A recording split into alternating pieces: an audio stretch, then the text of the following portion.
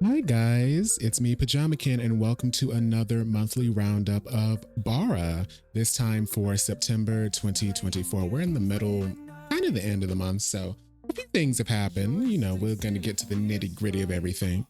All right, so first up, we're going to be talking about YPress Games. They released Orc Covenant last month, and they said they're going to be adding updates over time. So there's going to be more to this game than what was there upon release, which is really fun. I do plan on playing this on my channel, so be on the lookout for that. They are also cross-promoting their game Monster Ops through their game To Trust an Incubus. Now, if you haven't played To Trust an Incubus, I played the demo years ago when the game was first announced, and that was really good. So that's another game I do plan on playing. But Monster Ops Episode 2 is out for Patreon subscribers, and Episode 3 should be out, I believe, within the next few days. I still have to get my impressions video out on Monster Ops, so be on the lookout for that. Also, it has been confirmed that Ambrosilis is in the Monster Ops series, so that's very exciting because y'all know I love Ambrosilis.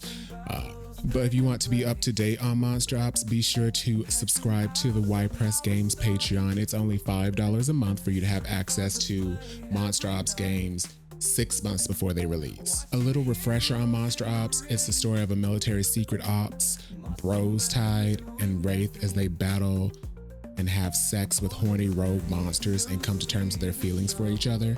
So it's going to be two military bros with a monster doing sexy stuff with other monsters and each other. So, sounds like fun. I need to start playing it. In other news, Coming Out on Top is on sale for 40% off, only $8.99. If you have not played Coming Out on Top, you really should. It's really the game that put other games like this on the map. Came out way back in 2014.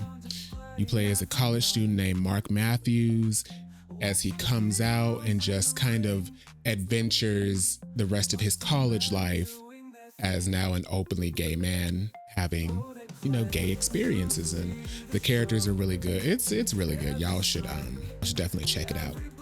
I'm probably going to end up playing that on my channel too at some point. It's a really good game. Now here's two games that I have not talked about so far, but they are very similar. They're not the same, but they're very similar even though they're made by two different developers. Lustful Desires and Lust Odyssey. They both have had updates this month, and they seem to be a mix of role-playing, choose your own adventure, point and click kind of adventure thing going on, like D&D type role-playing. I haven't played them at all, but I do need to look into them. If you have played either of these games, let me know what you think, because I really want to start making content on these games because they look really good. But both have had updates this month, so be sure to check those out. Also, Survival in Paradise has had an update this month. I'm not too familiar with this game either, but it also seems to be of the role-playing, story-based type. I don't know what to call it. What do they call this? But it's also in development. All three of these games have Patreon pages where you can go and support and be up to date on the development, and also get the latest version of the game before it's released to the public. Now on to some interesting game. There is a game that has popped up on Steam called Rainbow Cloud, a gay RPG. And it says this is an action role-playing game set in a medieval world where you can complete quests, defeat monsters, discover new lands, and romance many handsome male NPCs, including characters such as humans, demons, angels, giants, orcs, bearfolk, tigerfolk, werewolves, elves, and more. Now, the Steam page does not have any video. However, a user on Discord that goes by 4 has found some gameplay footage through the Chinese YouTube website Bilibili. And obviously this gameplay footage is in development, but it looks decent enough. It looks almost like a Metroidvania type thing going on. So I'll definitely check this out. It's already in my wish list. I'm following it on Steam. Not too sure if it's going to be NSFW though. You know me, I'm fine either way. So that's something to be looking forward to. Now on to Mr. Ryu. Y'all know Mr. Ryu always has a lot of stuff for us to talk about.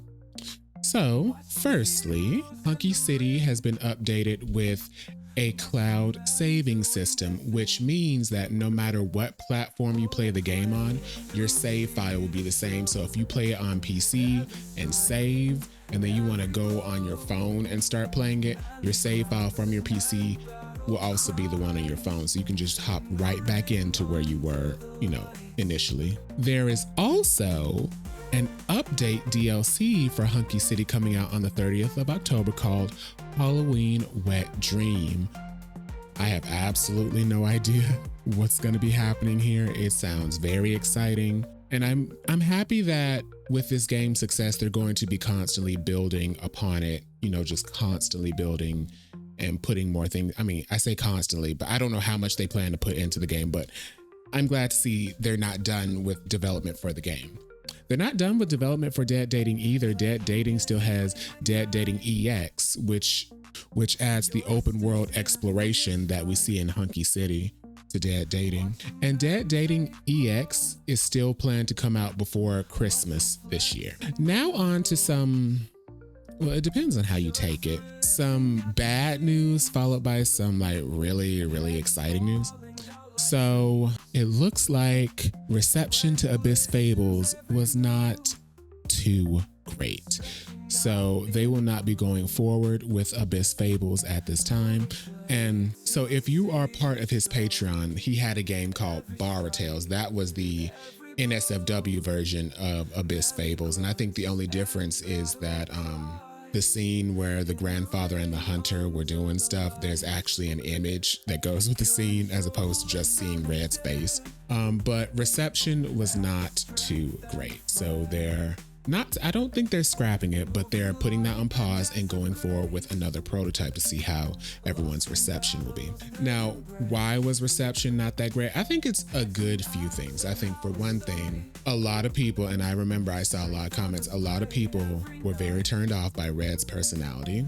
And although the story was telling you that he was going to change, the fact that we didn't see any instance of where the change would start in the demo might have hurt it a little bit too. There is one section of the game where you can kind of more understand where Red is coming from. So I personally thought that his character was setting up for some good development, but I guess for a lot of people that wasn't enough. Another thing is, unfortunately, advertising this as a safe for work game might have also hurt people's interest, along with the fact that there was not really any gaze upon Red. Now, to just be real with you guys for a second, I think us as humans are naturally more sympathetic to people that we find attractive. So if there had been just some type of gaze that we saw on Red, maybe people would have been a lot softer on how he was acting toward his family. Because Red is fully clothed throughout the whole thing. You see, he looks like he works out, but he's fully clothed. There's nothing. For these developers to be making very lustful games, it was kind of shocking that with Red, there was nothing to lust after. I think the only thing I said was, I was like, damn, Red got some nice thighs, because there was one part where he was standing up and his thighs I was like, oh my. But I guess I would just take this as a learning experience, take the feedback and see what's working, see what's not working. And I myself even put out a poll asking you guys, of the 3 games, which game did you find the most interesting? Hunky City, Dead Dating, or Abyss Fables? Abyss Fables lost by a landslide. Dead Dating at first was winning very strongly, but then over time, Hunky City just kind of pulled way, way, way ahead. But it doesn't change the fact that very few people voted for Abyss Fables. So even from my audience, of the 3 games, you preferred Abyss Fables the least. So what's the good news? The good news is they are going forward with another prototype, and they have given us 2 to choose from. Either A fantasy monster killing game where you slay monsters to level up, hunting hot wanted bandits and then making them as your slaves, or you can sell them. Or B, a zombie Bara survival game. You must collect supplies, dodge and kill zombies, and rescue other hot survivors.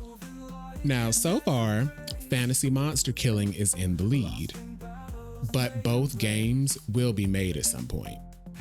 And it's not lost on me that with these images, we can see the lust factor is back, right? Like that bandit looks very naughty.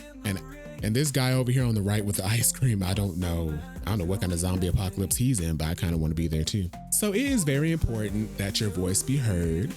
You know, these creators do have to listen to their sponsors, which are the people supporting them on Patreon. So if you want to go in and make your voice be heard, vote in these polls, be sure to go check them out on Patreon. To vote in the polls, it's only $1 a month, you know. To get early access to the games and unpublished early access to the games is only $3. And if you want more, they do offer more for $5. We're going to finish this episode up with a game that I am going to be covering very soon on my channel and on my upcoming Patreon, the Chronicles of Lancelot.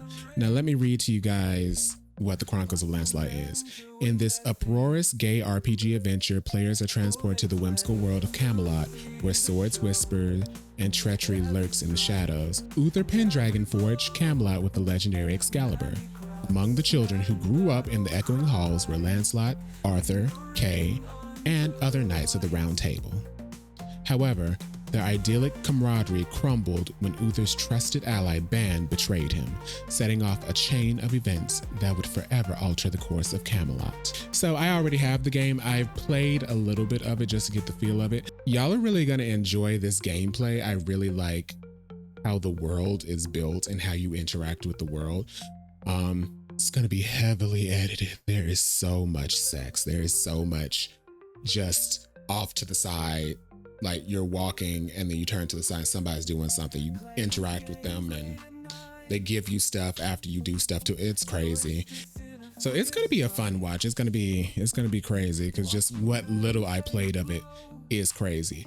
It also has an expansion coming out, and I've been told by the developer that the expansion is bigger than the base game. So that's going to be something else to look forward to. The developer also has some other games that we will be looking into at some point, but I did want to just give a special shout out to the Chronicles of Lancelot. All right, everybody, that's it for this month of Bara News.